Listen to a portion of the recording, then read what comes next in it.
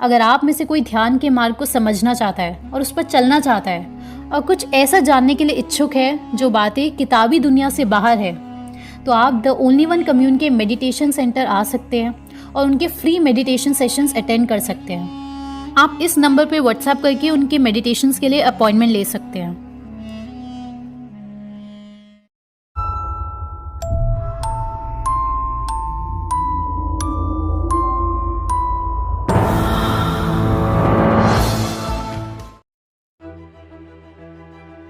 शाहरुख खान का बेटा नशेड़ी है या नहीं, उसके पास ड्रग्स पकड़े गए या नहीं, उसका रेव पार्टी ऑर्गेनाइज कराने में कोई इन्वॉल्वमेंट था या नहीं। सबसे बड़ा सवाल ये नहीं है कि आर्यन खान निर्दोष है या नहीं, बीजेपी का इसमें हाथ है या नहीं, या ये पॉलिटिसाइज हुआ या नहीं। ना ही सबसे बड़ा सवाल ये है कि बच्चों को नशा करने से कैसे रोका जाए, नशे के सप्लायर्स को कैसे पकड़ा जाए। ये सब उन आलसियों के बनाए हुए सवाल हैं जो गहराई से सोचने के दौरान थक जाते हैं, क्योंकि ये खोखले और बचकाने सवाल हैं। ये बातें आपको बहुत जल्द वैसे भी पता चल जाएगी, क्योंकि टीवी मीडिया सिर्फ यही कवर करेगी। लेकिन ये जानकर आप करोगे क्या? क्यों जानना चाहते हो ये सब बचकानी बातें हैं। आपके बच्चे के साथ भविष्य में ऐसा होगा या नहीं, इस तरफ आपकी जागरूकता और जिज्ञासा होनी चाहिए। सवाल या इशू ये नहीं है कि देश में इल्लीगल काम करने वालों को कैसे पकड़ा जाए, रेपिस्ट को कैसे पकड़ा जाए, चोरों को, ड्रग्स बेचने वालों को, या जो भी इल्लीगल काम है उनको कैसे रोका जाए। ये सब डिफेंस के तरीके हैं, अटैक के नहीं। पुरानी सोच के पुराने तरीके हैं जो पिछले 10,000 सालों से इंसान करने की कोशिश में है, लेकिन आज तक ना मर्डर रुके हैं ना रेप। असली सवाल ये है कि आखिर बच्चा नशा करना ही क्यों चाहता है। कोई भी इंसान उन चीजों की तरफ आकर्षित क्यों हो पा रहा है जो चीजें जीवन और होश के खिलाफ है। आखिर ऐसी कौन सी जादुई ताकतें हैं जो बच्चों को इस तरफ आकर्षित कर पाने में लगातार सफल हो पाई हैं। क्योंकि अगर बच्चा एक बार नशे की तरफ अट्रैक्ट हो गया तो वो एक ना एक दिन नशा ट्राई करेगा ही करेगा, और प्रोबेबिलिटी बढ़ जाएगी उसकी कि वो नशे की लत में फंस जाए। दोस्तों, हम शाहरुख खान या उनके बेटे आर्यन खान को स्पेसिफिकली बिल्कुल टारगेट नहीं कर रहे। हो सकता है आर्यन खान बिल्कुल ही निर्दोष साबित हो जाए या दोषी साबित हो जाए, लेकिन इससे हमें कुछ लेना देना नहीं है, वो उनकी जिंदगी है। सबसे जरूरी बात जिस पर आज हम डिस्कस करने जा रहे हैं वो ये है कि जब ये ओपन फैक्ट है कि गुटखा खाने से, तंबाकू खाने से इंसान की हेल्थ पर बहुत गंभीर इम्पैक्ट पड़ते हैं, और इतने गंभीर इम्पैक्ट कि खुद ये गुटखा बेचने वाली कंपनीज मजबूर है अपनी ही पैकेजिंग पर ये दर्शाने के लिए कि हाँ, हमारे प्रोडक्ट से कैंसर होता है। जैसे गवर्नमेंट के निर्देश है कि 80% पैकेट के एरिया पर वार्निंग होनी मैंडेटरी है। इसके बावजूद भी वो इंसान जिसके पास पैसों की कोई कमी नहीं है, इतना पैसा है कि आप सभी दोस्तों का जो ये वीडियो देख चुके हैं उनका सारा पैसा मिला भी दे, तब भी शाहरुख की दौलत की बराबरी नहीं कर सकते। इसके बाद भी वो पैसों के लिए ना जाने किस मजबूरी में कैंसर बेच रहा है। तो कुदरत ऐसे इंसान का फैसला खुद करेगी और कर रही है। अगर शाहरुख को दारू सिगरेट पीनी है तो पिए, लेकिन इज्जत चाहिए तो बच्चों को इन सब के लिए प्रेरित करना बंद करे। जिस किसी को भी बेहोशी में आनंद आता है कि हाँ यार, हम ज्यादा नहीं लेते लेकिन लिटिल लिटिल तो चलता है, वो सिर्फ इसलिए क्योंकि शायद उन्होंने कभी होश के वो पल अनुभव नहीं करे जो सिर्फ एक ध्यानी इंसान की जिंदगी में आते हैं।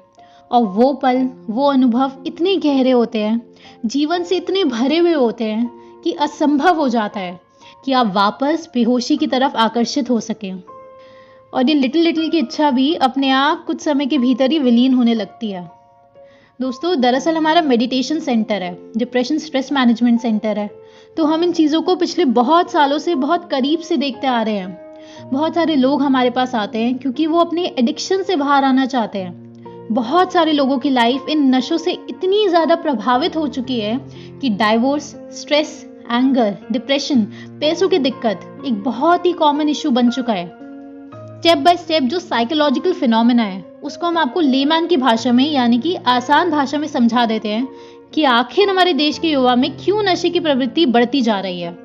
और ये बातें आज 2021 में हम सभी का जान लेना बेहद ही जरूरी हो चुका है। नशे की शुरुआत, उसकी जड़, उसकी नींव एक ऐसी जगह से होती है जिसकी आप कल्पना भी नहीं कर सकते, और वो है वेस्टर्नाइज स्कूलिंग सिस्टम। सुनने में ऐसा लगेगा कि स्कूल की क्या ही गलती हो सकती है, लेकिन एक बच्चा कच्ची मिट्टी की तरह होता है। बच्चे में खुद का बोध नहीं होता है। वो जो सीखता है वो समझ जिंदगी भर उसके जीवन के अनुभव का हिस्सा बन जाती है। अगर किसी छोटे बच्चे के दिमाग में किसी तरह ये डाल दिया जाए कि अंग्रेजी भाषा जिसको आती है वो इंटेलिजेंट है, तो बच्चे का दिमाग खोजने लगेगा कि अंग्रेजी किस किस को ज्यादा आती है। नेचुरली उसका अवचेतन मन ही कैच कर लेगा कि यूरोपियंस और अमेरिकन्स को इंग्लिश आती है, यानी कि स्कूल से बनी हुई समझ के हिसाब से अमेरिकन्स होशियार हो गए, और होशियार लोगों की हर चीज़ बढ़िया ही होगी। उसका कल्चर बढ़िया ही होगा, उसके कपड़े बढ़िया ही होंगे, मॉडर्न होंगे, एडवांस्ड होंगे। ये बात बच्चे के मन में बैठ जाती है। इसे साइकोलॉजिकल टर्म्स में बोलते हैं अग्रीमेंट सेट्स।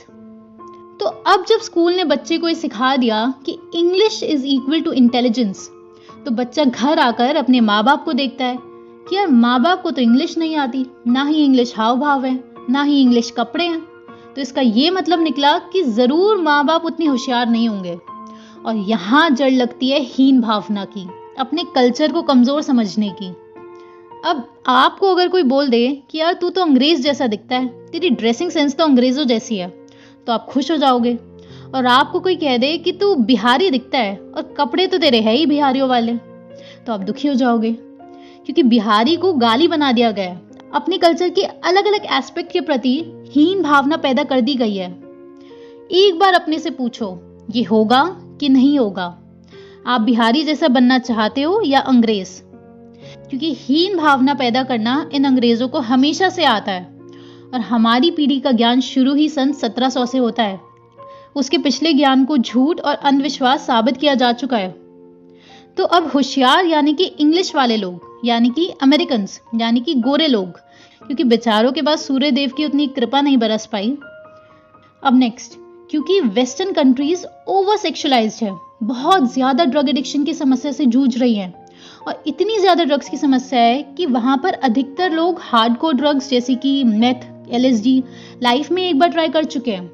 तो सेम कल्चर हमारा बच्चा फॉलो करेगा, क्योंकि अमेरिकन्स तो इंटेलिजेंट है, क्योंकि हिस्ट्री भी इंग्लिश में पढ़नी है, मैथ्स भी इंग्लिश में पढ़नी है, साइंस भी इंग्लिश में पढ़नी है, और मजे की बात, इंग्लिश भी 12वीं तक इंग्लिश में ही पढ़नी है। इंग्लिश आती होगी तो बढ़िया नौकरी मिलेगी। IAS भी अधिकतर वो बनते हैं जिन्हें इंग्लिश आती है। आप सारा पास डेटा देख लो, डॉक्टर्स भी वो बनते हैं जिन्हें इंग्लिश आती है। क्योंकि आप लोग भी अपने बच्चे की तारीफ करते हो जब वो इंग्लिश में आपको पोएम सुनाते हैं, तो बच्चा वेस्ट की तरफ आकर्षित होगा ही, अगर वो इंसान का बच्चा है, अगर उसमें चेतना है, अगर उसमें थोड़ी सी भी समझ है। तो आज अगर वेस्ट का यूथ ड्रग्स की बजाय मेडिटेशन कर रहा होता, तो आज ये आर्यन खान भी क्रूज में मेडिटेशन करता हुआ पकड़ा जाता। और दूसरा सबसे बड़ा इन्फ्लुएंस है मीडिया, क्योंकि अगर आप खुशी खुशी इन एक्टर्स की मूवीज देखते हैं जहां पर अमीर इंसान को दर्शाया ही ऐसे जाता है कि हाथ में ग्लास और मुंह में सिगरेट, और छोटा सा साइड में लिख दिया जाता है कि smoking is injurious to health. Sanjay Dutt जैसे इंसान के ऊपर, चाहे वो बेहद ही अच्छे हो, हम उनके ड्रग एडिक्शंस की बात कर रहे हैं यहाँ पर, इस बिहेवियर को अगर ग्लैमराइज करा जाएगा, बायोपिक बनाई जाएगी, तो अगर आपके बच्चे में चेतना है, थोड़ी सी भी कैचिंग एबिलिटी है जो उसे इंसान बनाती है, तो इस तरफ आकर्षित होना उसका निश्चित है। क्योंकि हर कोई बुद्ध महावीर जैसा पैदा नहीं होता, कच्ची मिट्टी होते हैं बच्चे। तो मीडिया और एडवर्टीजमेंट्स जो दिखाती है वो इंसान का बिहेवियर बनने लगता है। हो सकता है आप में से किसी को लगे कि गुटकी के एडवर्टीजमेंट से इन्फ्लुएंस नहीं हो सकते बच्चे या इंसान, क्योंकि इंसान तो समझदार प्राणी है ना। तो कंपनीज एडवर्टीजमेंट्स पर करोड़ों रुपए क्यों खर्च करते हैं? यानी कि एड किसी को इन्फ्लुएंस नहीं कर सकते, तो एडवर्टीजमेंट पर वो जुबा केसरी इतने करोड़ों रुपए क्यों खर्च करती है? वो तो बेवकूफ हुई। अगर एडवर्टीजमेंट से लोगों को इन्फ्लुएंस नहीं करा जा सकता, तो क्यों पॉलिटिकल पार्टीज अपने हर 5 मीटर पर पोस्टर लगाए फिरती है? क्यों हमारे वीडियो चलने से पहले यूट्यूब ने आपको ऐड दिखाया? और क्यों यूट्यूब खुद बहुत सारी वीडियोस डिलीट कर देता है जिससे वो सहमति नहीं रखता? और क्यों आज मार्केटिंग और एडवर्टीजमेंट सेक्टर अकेला इंडिया में 70,000 करोड़ रुपए का हो चुका है? क्यों आज की तारीख में कंपनीज प्रोडक्ट के रॉ मटेरियल की कॉस्ट से ज्यादा एडवर्टीजमेंट के लिए बजट रखती है? दरअसल humans are a marketing driven species, ये फैक्ट है। ये हर कंपनी, हर बिलियनर जानता है। आप लोगों का एक एक स्वभाव, और उस स्वभाव के दौरान किया गया एक एक एक्ट इन्फ्लुएंस हुआ है एडवर्टीजमेंट्स, मूवी, मीडिया, सॉन्ग्स, इन सब से। वरना कोई पेट से नहीं सीख के आता कि गुस्सा करने के दौरान चीज़ें पटकनी और फेंकनी है। कोई पेट से नहीं सीख के आता कि गम में दारू पीनी है और खुशी में भी दारू पीनी है, पार्टी में दारू पीनी है और बोर हो रहे हो तो भी दारू पीनी है। इसको साइकोलॉजी की भाषा में सोशल फैक्ट्स और सोशल एक्शंस कहा जाता है, जो बहुत ही डोमिनेटिंग फोर्स होते हैं आपकी पर्सनालिटी क्रिएशन में। एडवर्टीजमेंट्स आपको हमेशा से कंप्लीटली कंट्रोल करते हुए आए हैं। आप में से अधिकतर लोग मीडिया के नैरेटिव की गुलाम है, सम्मोहन में है, और यही कड़वा सच है। अब एक तरफ है क्रिस्टियानो रोनाल्डो। बहुत कम ऐसे लोग होंगे जो रोनाल्डो को नहीं जानते होंगे। वर्ल्ड के पहले फुटबॉल प्लेयर जो बिलियनर ग्रुप में शामिल हुए वो है रोनाल्डो। वो भी एक पिता है जो अपने बच्चे को अल्कोहल तो क्या, बियर, टोबैको तो क्या, चॉकलेट तक नहीं खाने देते, कोल्ड ड्रिंक तक टच नहीं करने देते।